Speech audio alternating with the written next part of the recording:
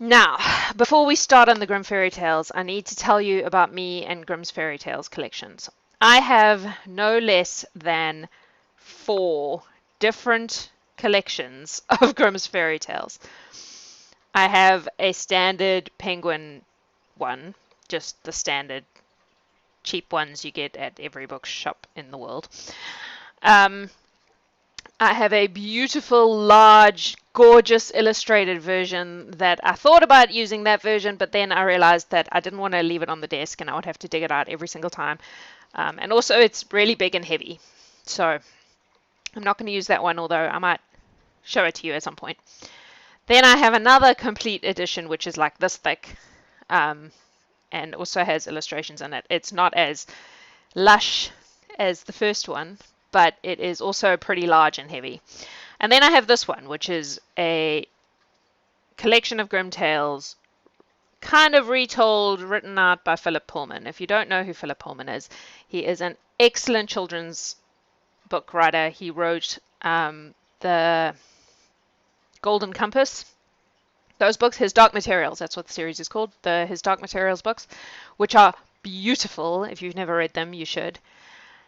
And please don't judge them based on that terrible movie that they made with Nicole Kidman in it. It did not do the books justice at all. The books are much better than that. And Pullman is not only an excellent writer, but he is a literary critic, and he's done a lot of beautiful things. So I decided to use this one because it's probably the most modern audience friendly of the versions I have, and the one that is not going to break my wrists when I try to hold it and read it out loud. So that's the one we're going to use. It's kind of dusty because it's been on a bookshelf for a long time. Books collect a lot of dust, did you know that? I bet you do. If you're a book person, you know that books collect a lot of dust. All right. So the first, I could read the introduction by Philip Pullman, and maybe I'll do that at some point as an extra if people are super nerdy like I am about these things. You might be interested in what he has to say. But for today, I'm just going to dive into the actual stories. The first one is The Frog King, or Iron Heinrich. Now, I like Grimm's fairy tales because the foreign words in Grimm's fairy tales are usually German, and I can more or less pronounce German things because I speak Afrikaans, which means I can do all the ch's and the r's that are required. I'm probably still not saying them completely right, but more right than my French was. So, now that I've jabbered away for like at least 5 minutes, I think, let's read some fairy tales, hey? Or a fairy tale. We're just going to read the one today. The Frog King. Or, what is that emoji? Iron Heinrich. Heinrich, probably. In the olden days, when wishing still worked, there lived a king whose daughters were all beautiful. But the youngest daughter was so lovely that even the sun, who has seen many things, was struck with wonder each time he shone on her face. Not far away from the king's palace there was a deep dark forest, and under a lime tree in the forest there was a well. In the heat of the day the princess used to go into the forest and sit by the edge of the well, from which a marvellous coolness seemed to flow. To pass the time she had a golden ball, which she used to throw up in the air and catch. It was her favourite game. Now, one day it happened that she threw it a little carelessly, and she couldn't catch it. Instead the ball rolled away from her and towards the well, and then it ran right over the edge and disappeared. The princess ran after it and looked down into the water, but it was so deep that she couldn't see the ball. She couldn't even see the bottom of the well. She began to cry, and she cried louder and louder, inconsolably. But as she wept and sobbed, someone spoke to her. "What's the matter, princess? You're crying so bitterly you'd move a stone to pity." She looked around to see where the voice was coming from, and saw a frog who'd stuck his big ugly head out of the water. "Oh, it's you, you old splasher," she said. "I'm crying because my golden ball's fallen into the water, and it's so deep and I can't see it." "Well, you can stop crying now," said the frog. "I can help you. But what will you give me if I fetch your ball for you?" "Whatever you want, frog. Anything. My clothes, my pearls, my jewels, even the golden crown I'm wearing." "I don't want your clothes and your jewels, and your golden crown are no good to me.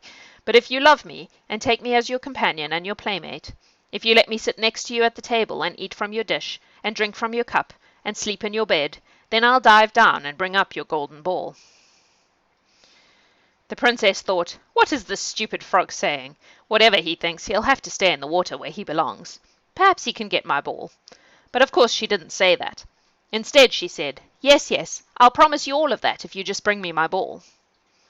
As soon as the frog heard her say yes, he put his head under the water and dived to the bottom. A moment later he came swimming back up with the ball in his mouth, and he threw it onto the grass. The princess was so happy to see it that she snatched it up and ran off at once. "Wait, wait!" called the frog. "Take me with you. I can't hop as fast as you can run." But she took no notice. She hurried home and forgot all about the poor frog, who had to go back down into his well. I do not like this princess. Next day the princess was sitting at table with her father, the king, and all the people of the court, and eating off her golden plate, when something came hopping up the marble steps. Plip, plop, plip, plop. When it reached the top, it knocked at the door and called, "Princess, youngest princess, open the door for me." She ran to see who it was and opened the door, and there was the frog. Frightened, she slammed the door shut at once and ran back to the table. The king saw that her heart was pounding, and said, "What are you afraid of, my child? Is there a giant there at the door?" "Oh, no," she said, "it's not a giant. It's a horrible frog." "What does the frog want with you?" "Oh, papa, yesterday when I was playing in the forest near the well, my golden ball fell in the water, and I started to cry, and because I was crying so much, the frog got it for me, and because he insisted, I had to promise that he could be my companion. But I didn't think he'd ever leave the water, not really. But there he is outside the door, and he wants to come in." And then there came a second knock at the door, and a voice called, "Princess, princess, youngest daughter, open up and let me in, or else your promise by the water isn't worth a rusty pin. Keep your promise, royal daughter. Open up and let me in." The king said, "If you make a promise, you have to keep it. Go and let him in." She opened the door and the frog hopped in. Excellent parenting, by the way. I like that. Well done, king. He hopped all the way to her chair. "Lift me up," he said. "I want to sit next to you." She didn't want to, but the king said, "Go on, do as he says." So she lifted the frog up. Once he was on the chair, he wanted to be on the table, and so she had to lift him up there as well. And then he said, "Push your golden plate a bit closer so I can eat with you." She did, but everyone could see that she wasn't enjoying it. The frog was, though. He ate her food with great pleasure, while every mouthful seemed to stick in the princess's throat. Finally the frog said, "Well, I've had enough now, thank you. I'd like to go to bed. Carry me up to your room and get your silken bed ready so we can sleep in it." The princess began to cry because the frog's cold skin frightened her. She trembled at the thought of him in her sweet clean bed. But the king frowned and said, "You shouldn't despise someone who helped you when you were in trouble." She picked the frog up between finger and thumb and set him down outside her bedroom door and shut it firmly. But he kept on knocking and called, "Let me in, let me in." So she opened the door and said, "All right, you can come in, but you must sleep on the floor." She made him lie down at the foot of the bed, but still he said, let me up, I'm just as tired as you." "Oh, for goodness sake," she said, and picked him up and put him at the far end of her pillow.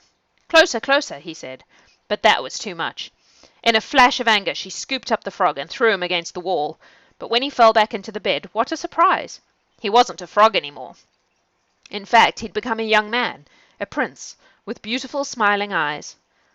And she loved him and accepted him as her companion, just as the king would have wished. Fairy tales are so frickin' weird, man. The prince told her that an evil witch had put a spell on him, and that only she, the princess, could have rescued him from the well. What's more, on the following day a carriage would come to take them to the prince's kingdom. Then they fell asleep, side by side. I'm sure her father would not approve of that. And next morning, no sooner had the sun awoken them, than a carriage drew up outside the palace, just as the prince had said. It was pulled by 8 horses, with ostrich plumes nodding on their heads, and golden chains shining among their harness. At the back of the coach was faithful Heinrich. He was the prince's servant, and when he'd learnt that his master had been changed into a frog, he was so dismayed that he went straight to the blacksmith and ordered 3 iron bands to put around his heart, to stop it bursting with grief. Faithful Heinrich helped them into the carriage, and took his place at the back. He was overjoyed to see the prince again. When they'd gone a little way, the prince heard a loud crack from behind. He turned around and called out, "Heinrich, the coach is breaking." "No, no, my lord, it's just my heart. When you were living in the well, when you were a frog, I suffered such great pain that I bound my heart with iron bands to stop it breaking. For iron is stronger than grief. But love is stronger than iron, and now you're human again, the iron bands are falling off."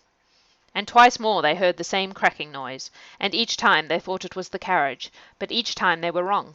It was an iron band breaking away from faithful Heinrich's heart, because his master was safe again.